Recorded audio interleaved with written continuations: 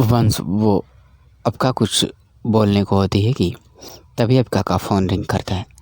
आपका जब phone screen पर देखती है तो आराध्या नाम फ्लैश हो रहा था। आपका उसका फ़ोन कट कर देती है। वंस मैंने उस आपका फिर कुछ बोलने की कोशिश करती है कि उसका फ़ोन एक बार फिर रिंग करता है। फिर आराध्या का ही कॉल था। आपका एक बार फिर कॉल कट कर देती है। वंस वो मैं बोल आपका एक बार फिर बोलने की कोशिश करती है, पर एक बार फिर आपका का फ़ोन रिंग करता है। अब तो वंस भी बार बार आ रहे आराध्या के फ़ोन से इरिटेट हो रहा था। वो आपका का जवाब जानना चाहता था, क्योंकि उसके बाद ही वो ये फैसला ले सकता था कि उसे आपका को ये बताना चाहिए कि नहीं कि इस सरेगसी प्रोसीजर के थ्रू वो जिसके बच्चे की माँ बनी थी वो शख्स वो खुद है। आपका फ़ोन कट करने जा रही थी कि जल्दबाजी में वो फ़ोन रिसीव कर लेती है। आपका आराध्या ने पुकारा, पर आपका ने उसे अनसुना कर जैसे ही फ़ोन कट करने वाली थी, आपका आपका अनामिका बेहोश हो गई है। आराध्या ने रोते हुए बोला। ये सुनते ही आपका के हाथ रुक जाते हैं और आपका आराध्या की बात सुन थोड़ा परेशान हो जाती है। हम तो यहाँ कुछ किसी को जानते भी नहीं हैं। आराध्या रोते हुए बोली, बहुत डर लग रहा है आपका तू जल्दी से आ जा।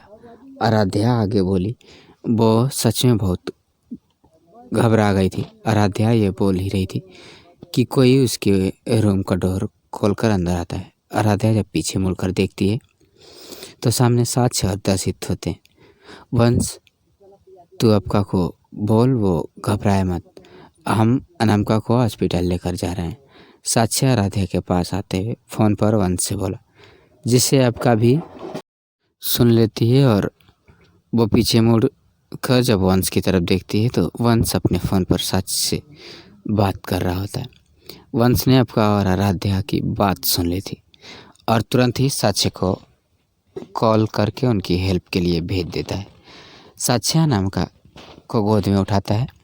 उससे पहले ही दर्शित उसे अपनी बाहों में लेकर बाहर की तरफ चल देता है। अनामिका को अपनी बाहों में इस तरह बेहोश देखकर दर्शित के मन में तूफान सा चल रहा था। उसे खुद से ही नफरत सी हो रही थी, क्योंकि उसे लग रहा था कि अनामिका की इस हालत का जिम्मेदार कहीं ना कहीं वही है। आपका तू प्लीज जल्दी से आ जा, आराध्या रोते हुए बोली। देख आराध्या, तू रो मत, मैं आ रही हूँ तेरे पास। ये बोल आपका फ़ोन रख देती है और वंश की ओर देखती है। वंश वो आपका बोलने की कोशिश करती है, रिलैक्स आपका, अनामिका बिल्कुल ठीक होगी, हमें हॉस्पिटल चलना चाहिए। इस वक्त तुम्हारी दोस्त को तुम्हारी ज़्यादा ज़रूरत है। वंश सबका के गालों पर हाथ रख कर बोला। फिर दोनों हॉस्पिटल के लिए निकल जाते हैं। जहाँ इतना इंतज़ार किया है वहाँ थोड़ा और सही। पता नहीं क्यों आपका, पर मेरा दिल मुझसे कह रहा है कि शायद तुम्हारा जवाब वही हो जो मैं सुनना चाहता हूँ। तुम्हें एहसास भी नहीं आपका कि मैं कितना तरस रहा हूँ तुम्हें बताने के लिए कि वात्सल्य हमारा बेटा है, वो हमारी रूह का हिस्सा है, वो हमारा दिल है। वंश सबका की तरफ देखकर मन ही मन बोला। जहाँ एक तरफ वंश के मन में अब उम्मीद जागने लगी थी, वहीं दूसरी तरफ आपका अनामिका को लेकर बहुत परेशान थी। लेकिन उसके जहन में आज वंश की बातें शोर मचा रही थी, उसे मजबूर कर रही थी दूसरे पहलू को देखने के लिए। क्या सच में उस वक्त उस शख्स के साथ भी गलत हुआ जैसे मेरे साथ हुआ था? क्या उसकी भी उम्मीद, उसके भी सपने टूटे थे जैसे मेरे टूटे थे? क्या मुझे एक बार उसे ढूंढना चाहिए? आपका यह सब सोच ही रही थी कि वंश कार रोक देता है। आपका अपनी सोच से बाहर आती है तो देखती है कि वो हॉस्पिटल के सामने है। आपका भागते हुए अंदर जाती है तो देखती है कि आराध्या रोते हुए ग्लास विंडो से अनामिका को ही देखी जा रही है। आराध्या, आपका ने उसे पुकारा। आराध्या ने जब आपका की आवाज़ सुनी तो दौड़कर आपका के गले लग गई। आपका अनामिका ठीक तो हो जाएगी ना? उसे कुछ होगा तो नहीं? आराध्या रोते हुए बोली। नहीं आराध्या, कुछ नहीं होगा उसे, तू इतनी फिक्र मत कर। और चल रोना बंद कर, अब का उसे समझाते हुए बोली। और बताइए सब कैसे हुआ, क्या कुछ हुआ था कहीं तेरा और उसका झगड़ा? अब का बोल ही रही थी। हाँ, अब का गलती मेरी ही है, मुझे उससे सुबह बहस नहीं करनी चाहिए थी। पता नहीं उसे क्या हो गया है, जब से वो कुकिंग कंपटीशन ख़त्म हुआ है वो कुछ परेशान सी लगी थी, रहने लगी थी, चिड़चिड़ी सी हो गई थी, बात बात पर गुस्सा करने लग जाती थी, और अगर उससे कुछ पूछो तो कुछ बताती भी तो नहीं थी। दर्शित भी वहीं खड़ा आराध्या की सारी बातें बहुत ध्यान से सुन रहा था। मैं जानता हूँ आज अनाम का कि जो भी हालत है मैं जिम्मेदार हूँ उसका। उसका अपनी जीत के चलते मैं इतना अंधा हो गया कि उस लड़की को बार बार हर बार चोट पहुंचा रहा था, जिसे मैं सिर्फ हंसते मुस्कुराते देखना चाहता हूँ। मेरे तुम्हारे करीब होने से तुम्हें तकलीफ़ होती है ना अनामिका, तो मैं तुम्हारे करीब नहीं आऊँगा। तुम्हारी खुशी के लिए तुम्हारा दर्शित तुमसे दूर चला जाएगा अनामिका। बस एक बार तुम होश में आ जाओ, चेहरा नहीं देखोगी आज से, इस पल से तुम मेरा अनामिका। बस एक बार ठीक हो जाओ तुम। दर्शित मन ही मन बोला। तभी वार्ड से डॉक्टर बाहर आते हैं। आराध्या और अबका डॉक्टर के पास जाकर, डॉक्टर अब अनामिका कैसी है, क्या हुआ है उसे? दोनों घबराते हुए एक साथ बोले। देखिए आप घबराइए मत, अब अनामिका जी बिल्कुल ठीक है। तो फिर ये बेहोशी कहीं कुछ सीरियस? दर्शित बोला।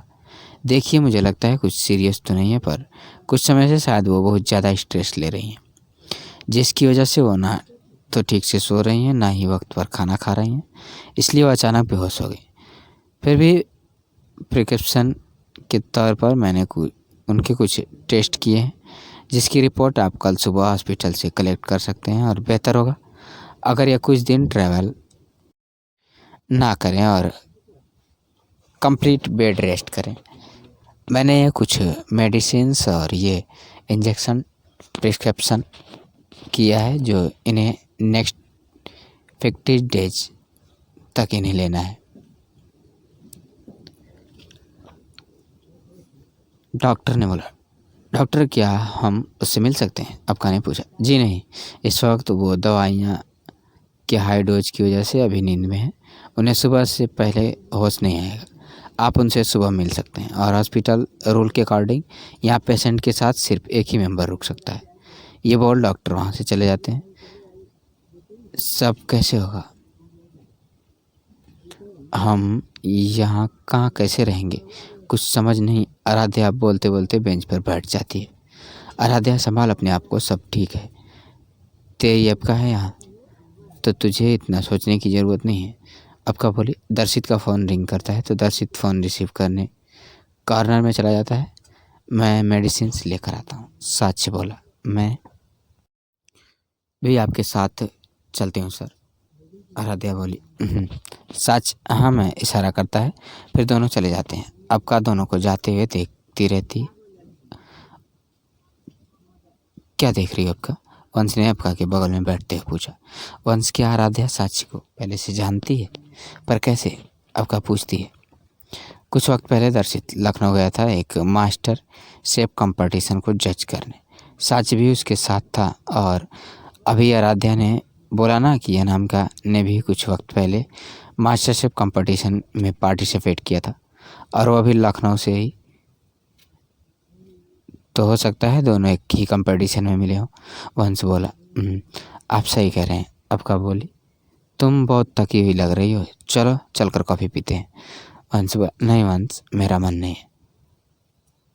अबका मुँह बनाते हुए बोली। मिसेज वाधवा, मैं आपसे कुछ पूछ नहीं रहा। ये बोल वंश अबका का हाथ पकड़कर अपने साथ ले जाता है। दर्शी जब अपनी कॉल ख़त्म कराया तो देखता है कि वहाँ कोई नहीं है। इसी का फ़ायदा उठाकर दर्शित अनामिका की वार्ड में चला जाता है। वंश और अबका कैंटीन की तरफ जा रहे होते हैं कि सामने से आ रहे हॉस्पिटल चीफ वंश को देख पहचान लेते हैं। मिस्टर वाधवा, आप यहाँ हमारे हॉस्पिटल में? सॉरी सर, हमें पता नहीं था कि आप यहाँ हैं, वरना मैं खुद आपको पर्सनली रिसीव करने आता। हॉस्पिटल चीफ हड़बड़ाते हुए अपना पसीना पोंछते हुए बोले।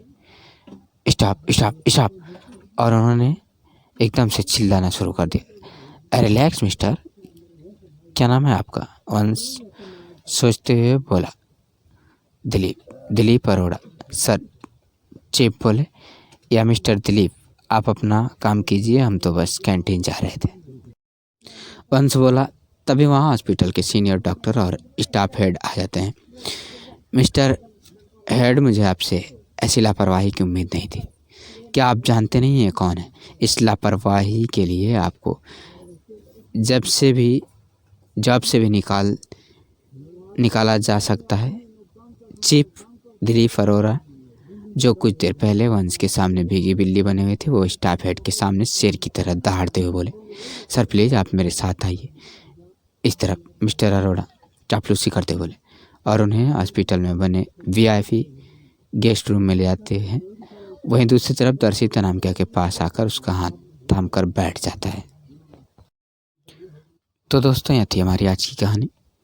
उम्मीद करते हैं आपको पसंद आई होगी। आपका क्या कहना है इस कहानी के बारे में? कमेंट करके हमें ज़रूर बताएं। वीडियो को लाइक करके चैनल को सब्सक्राइब कर दीजिए ताकि आने वाली वीडियो आपको तुरंत मिले। मुझे दीजिए अगली वीडियो तक इजाज़त। तब तक के लिए धन्यवाद।